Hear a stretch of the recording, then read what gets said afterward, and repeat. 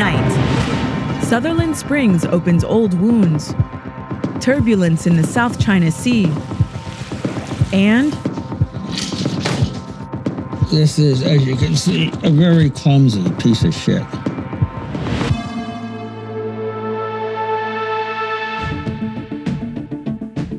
Roy Moore, the Republican nominee for Senate in Alabama, denied the allegation that he sexually abused a 14-year-old girl when he was a 32-year-old prosecutor.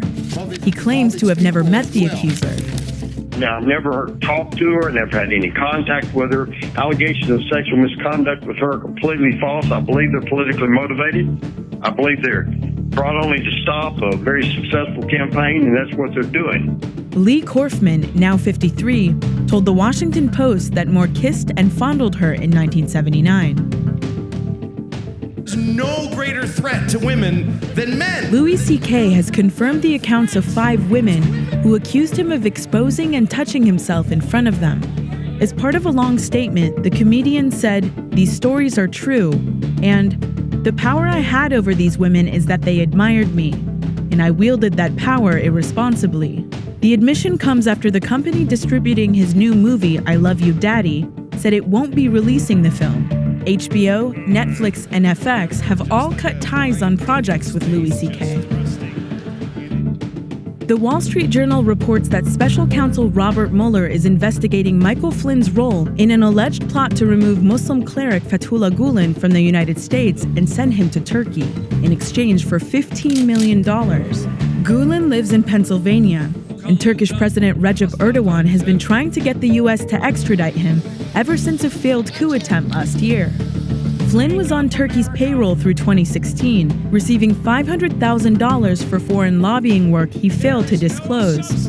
In a statement today, Flynn's legal team called the allegations outrageous and prejudicial. An American journalist who is being held in maximum security prison in Zimbabwe was released on bail today. Martha O'Donovan, who writes for a political satire channel called Magamba, is accused of undermining the government and insulting President Robert Mugabe, reportedly for calling him a selfish and sick man. O'Donovan denies the allegation. She faces up to 20 years in prison. According to the Constitution, we are supposed to freely be able to speak. A Marine Corps drill instructor who was found guilty of abusing and hazing recruits has been sentenced to 10 years in prison and dishonorably discharged. Military prosecutors accused Gunnery Sergeant Joseph Felix, an Iraq War veteran, of punching, choking, and kicking recruits, and specifically targeting Muslims because of their faith. One of the men, Rahil Siddiqui, killed himself after being abused. Felix pleaded not guilty to the charges, which resulted from a larger investigation into abuse at the Marines boot camp at Manus Island, South Carolina.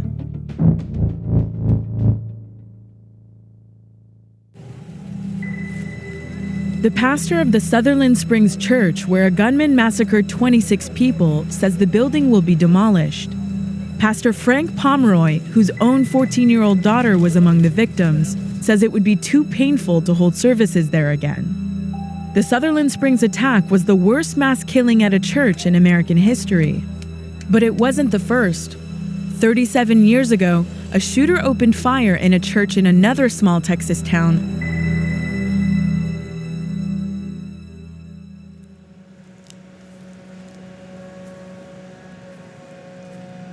Larry Lynham lost his 7-year-old daughter Gina here on a summer morning in 1980. This is the monument they erected after everything kind of settled down. Is this a place you come to sometimes, or? No, I've not been here in years. The significance in that is it goes with me where I go. I don't have to come here. He'd sent Gina off to Sunday service at First Baptist Church in downtown, before heading around the corner to another church, where he was singing in the choir. Everything that happened in here on June the 22nd, for about 31 seconds, was awful. 31 seconds is all it took.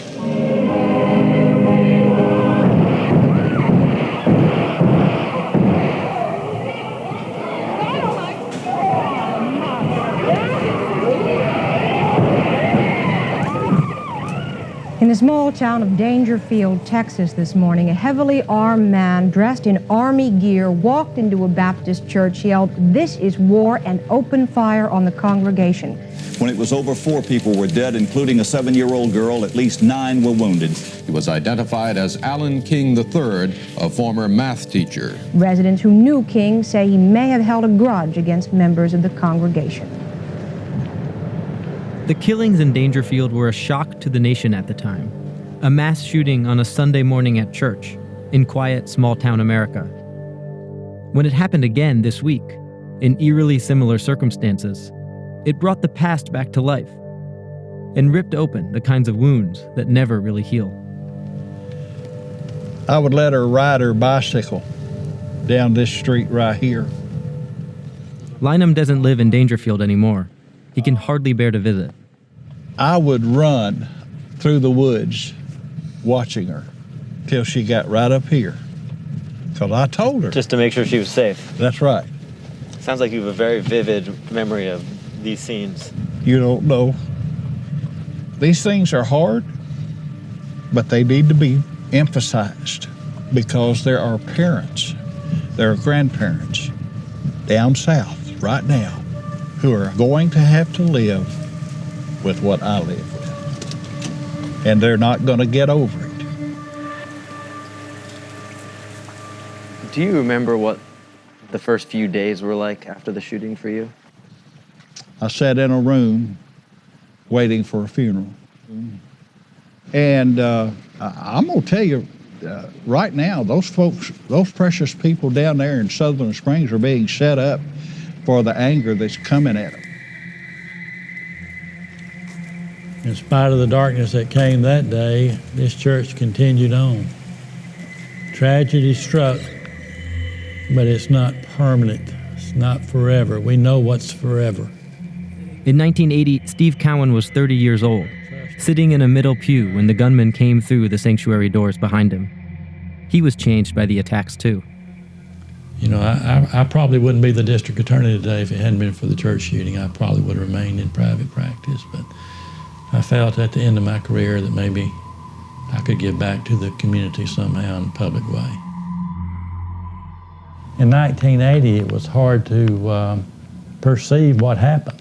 About to stand up to sing the final chapter of a hymn among your friends, and someone break in and holler, "This is war," and open fire on the congregation. I pray for every one of those surviving victims, Lord.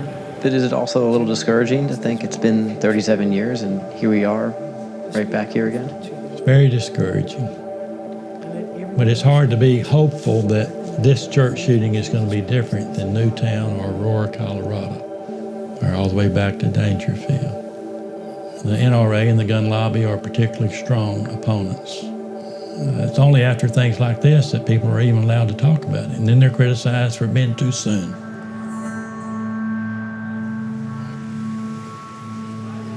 Today, the room where the shootings took place is a fellowship hall, used for community events. And there's a brand new sanctuary, built with donated funds in the years after the attack. These books are letters from different churches, different individuals, words of encouragement, and just starting a couple days after, maybe this is yeah, it's June 27th. That's 5 days later. Yeah, and they kept every one of them. The new pastor, Danny Broughton, has been getting a crash course in the church's history. So I said, why not we encourage our church to do the same, to send letters to Sutherland Springs. Did Sutherland Springs, you think it ripped open some wounds here again? Yes. Every time it's brought up, every time it's discussed, it's done. Yeah, they relive it again. Grieving is hard to put a time limit on. Yes, it's going to be hard. Yes, it's going to be lonely. And yes, it's going to anger you. But I am here to tell you that you're not going to get over it, but you are going to get through it. Did you get a weapon after the church incident? Oh, yes. You got one because of that? Yes. Really? Do you carry it? Yes. It's a beast. It's a 45. And you carry that because of what happened at the church? Yes. How come? I made myself a promise after I buried my daughter. I put my hand on her lifeless body. And I said to her, Daddy's going to make everything right. I've been asked many, many times, would I have killed Al King? I would take this 45, put it in the middle of his eyes, and pull the trigger. I don't think I feel that way today. But would I exact justice on him? In a heartbeat.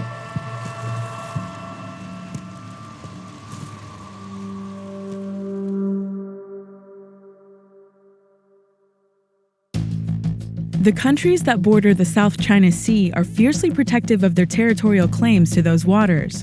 And this week, a spat over building on small sandbars put the Philippines and China at odds. Philippine President Rodrigo Duterte vowed to confront his very assertive neighbor about its maritime intentions at the APEC summit underway in Vietnam. Isabel Young has more from the Philippines. The South China Sea has about $3 trillion worth of global trade passing through it every single year. So having the rights to these waters means having access to shipping lanes, fishing, oil and gas.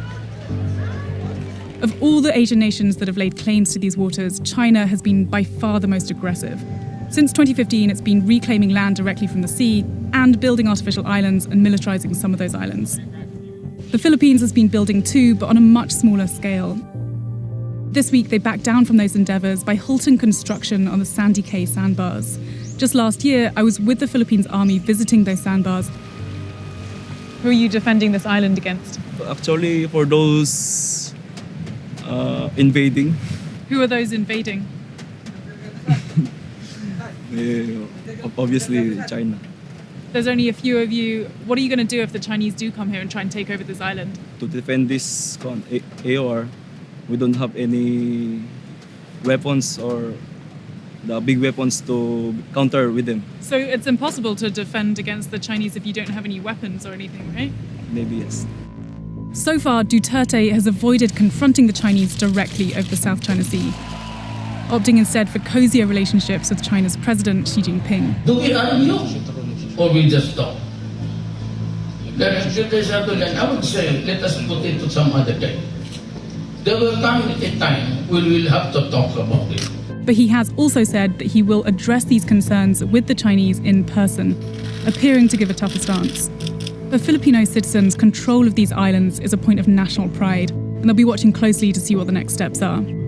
The US is also bound to be watching closely, given that the Philippines is a close Southeast Asian ally, and that China's geopolitical dominance in the region only seems to be growing.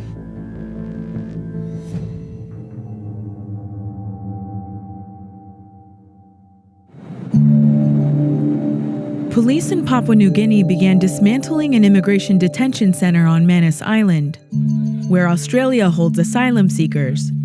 The 600 men inside say they have no place else to go and have refused to be relocated. Now, the government is warning them that they may be moved by force tomorrow if they won't go voluntarily. The detainees have been holed up in the camp without food, water, or electricity since authorities shut it down early last week. What do we want? Freedom! What do we want? Freedom!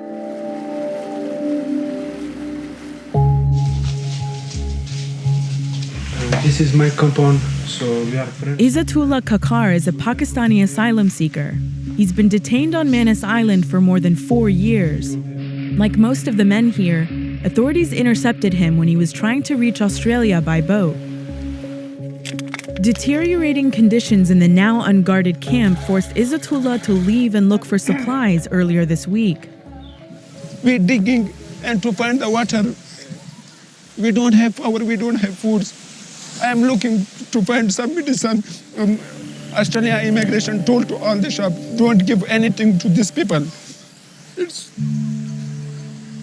too long we are living in the fences. What's our fault? Papua New Guinea says all asylum claims at this detention center have been processed, and the facility needs to be returned from Australian to local control. The government wants to move the remaining detainees to other holding facilities on the island until they can be resettled or deported. But the men are scared to leave. In 2014, a detainee was killed in clashes with locals. Now they are forcing to move to East Doringo. We need safety. Even if the Manus people don't want us, so how we can stay here? How we can settle in the community? We respect it, and the Manus locals people, even they again beat us. It's true. Police insist that the new facilities, like East Lorengau, are safe and fully operational. But Izatullah thinks they'll be just as bad. 120 people sick in the detention center, Lombrom, and there is no medicine, no power, no water. My friend is dying. Please help us. Left us to be going somewhere. We need a good life. We have families.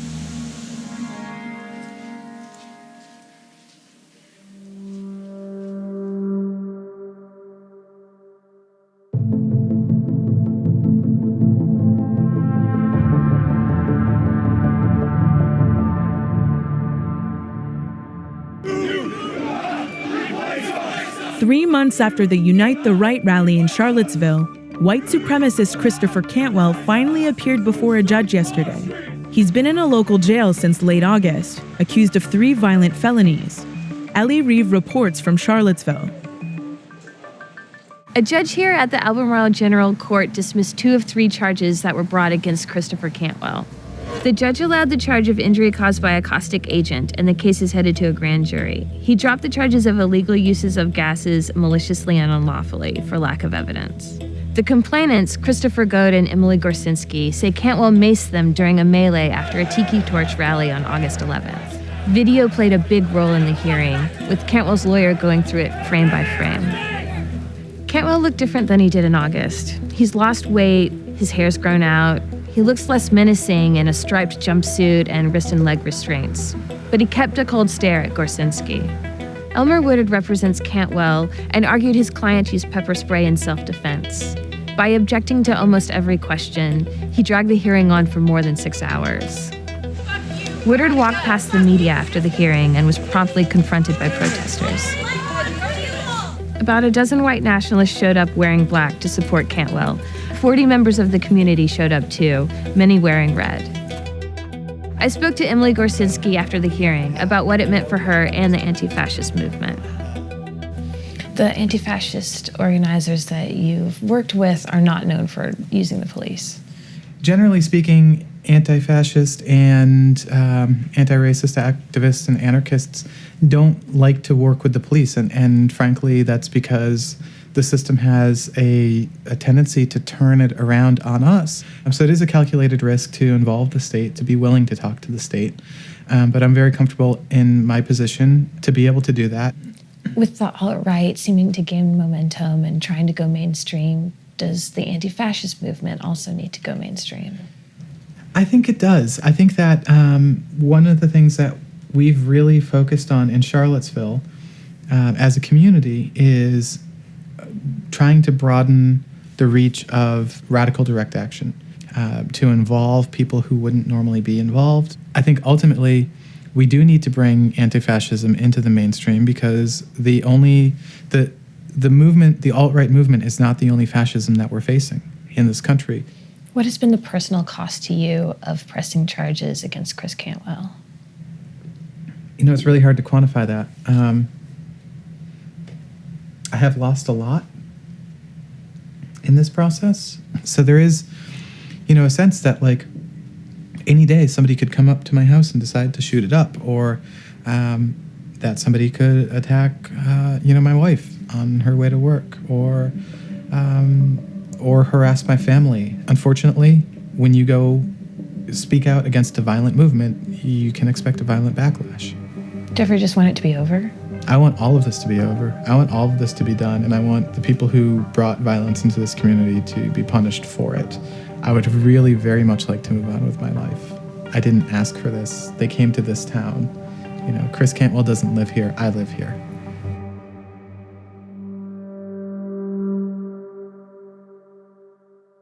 Is Donald Trump making colossal mistakes all the time, or is he playing some sort of three-dimensional chess? Is this some sort of psych-out three-dimensional chess? Wizardly three-dimensional chess. Three-dimensional chess. Three-dimensional chess. Three-dimensional chess. Three-dimensional chess. 3D chess has been shorthand for complex political strategy for over a decade. But since Donald Trump's rise to the presidency, the term has taken on a new dimension. Trump supporters used the trope to explain what seemed like an endless stream of gaffes and policy disasters. And as the gaffes grew, so did the hyperbole. The president is playing four-dimensional chess. Five-dimensional chess. 13-dimensional chess. 37-dimensional chess. So is Donald Trump playing 3D chess? And is it even a useful analogy? Before we can find the answer, we first have to ask an important question. What the hell is 3D chess? 3D chess is a lot like regular chess, except that you play on several different levels. The idea was meant to represent the fact that modern warfare had land, sea, and now air elements. Different versions were invented over the years. There are dozens of incarnations of 3D chess today.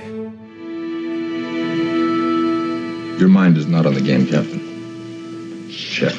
The most popular version was in 1967 on Star Trek. The only problem was there was no actual rules going on. Only later did Trekkies decide they wanted to make a real game, and they reverse engineered some rules for this very special chess set.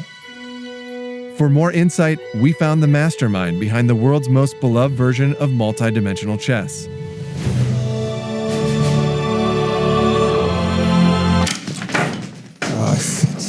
This is, as you can see, a very clumsy piece of shit. Dr. Leroy Dubeck, a chess master and former president of the U.S. Chess Federation, was hired as a consultant in the development for the official rules for Star Trek tridimensional chess. I have never had a passion then or now for 3D chess. I got my check, I put away the Star Trek board and set, where it sat in a closet for decades. You can see from the amount of dust on it just how many decades. If all you know is 3D chess, this doesn't mean you can dominate someone who's playing 2D chess.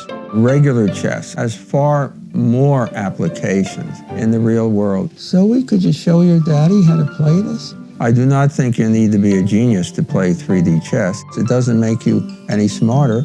And if you're really smart, you're too smart to play 3D chess because you see it's a waste. Is 3D chess truly useless, or is the game's creator simply failing to appreciate its complexity? Is there anyone willing to stand up as a champion of multi-dimensional chess? What's up? My name is Tony Britton, and I run the Facebook group Amateur Tridimensional Chess League. And this is my humble tridimensional chess headquarters, where I build my chessboards and play out my games on Thursday nights. This is an illusion of chessboard. I saw his design, I was like, wow, I can do that. Easy peasy. If we want to play a game in the Facebook group, what we'll do is we'll start a post, and then you just comment your moves. You play on your board, I play on my board until the game is finished. We started this game Ophiuchus II. I use a zodiac calendar, by the way. Ophiuchus is the 13th zodiac. Just this year alone, we've had 44 members join, which is the most of any one of the years I've had so far. I think when people see the tridimensional chessboard, they see the 3 levels and they get intimidated by it. Do not let the 3 boards intimidate you. Here we go. My rook is protected through the queen. Mm-hmm. One of the craziest things is to wrap your mind around the dimensions. Sometimes you'll be looking at something and you'll think, I can't move that there. And then you're like, yes, you can. We're attacking your queen now. You don't see it, do you? Mm-mm. Knight takes rook, because your knight is right here. Right. Oh, that's where it is.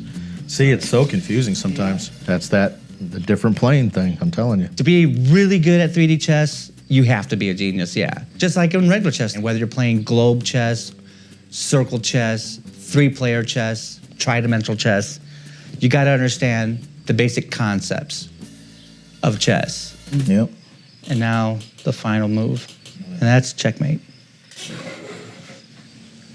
Wow.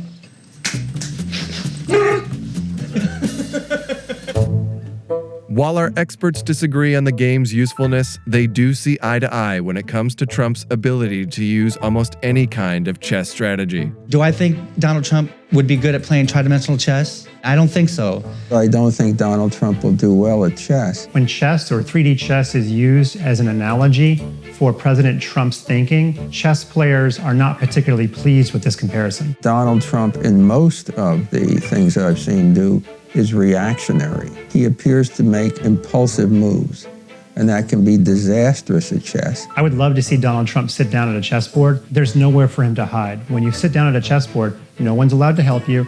Every single decision you make is yours to bear alone, and personal responsibility is not necessarily his strong suit. He may think he's playing chess, but he's just moving the pieces and saying checkmate.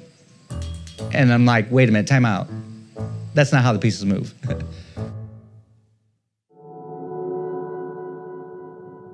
That's Vice News Tonight for Friday, November 10th.